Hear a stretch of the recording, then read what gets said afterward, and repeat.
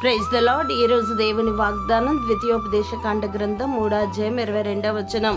మీ దేవుడైన యెహోవా మీ పక్షముగా యుద్ధము చేయవాడు. ప్రియ దైవజనమా, మనము పోరాడున్నది శరీరాలతో కాదు గాని ప్రధానులతోనూ అధికారులతోనూ ప్రస్తుత అంధకార సంబంధులకు లోకనాథులతోనూ ఆకాశ మండలమందున్న దురాత్మల సమూహములతోనూ పోరాడుచున్నాము. అనగా అదృశ్య రూపంలో మనకు శత్రువులుగా ఉన్న సాతాను సైన్యంతో యుద్ధము చేసేవారిగా ఉన్నాము. అయితే కొన్నిసార్లు మన బంధువులు, మన కుటుంబీకులు, మన స్నేహితులు మన చుట్టూ ఉన్న వారి శత్రువులుగా మారి మనతో యుద్ధం చేసినప్పుడు మనం వారితో యుద్ధం చేయనవసరం లేదు. నీతో యుద్ధము చేయవారితో నీ పక్షముగా నీ దేవుడే యుద్ధము చేయను. వారు నీతో యుద్ధము చేతురు గాని వారు నీ పైన విజయమును పొందజాలరు. నీతో కలహించిన వారిని నీవు వెతుకుదువు గాని వారిని కనుగొనలేకపోవుదువు. నీతో యుద్ధము చేయవారు మాయమై పోవుదురు. దేవుడు మిమ్మును దీవించును గాక.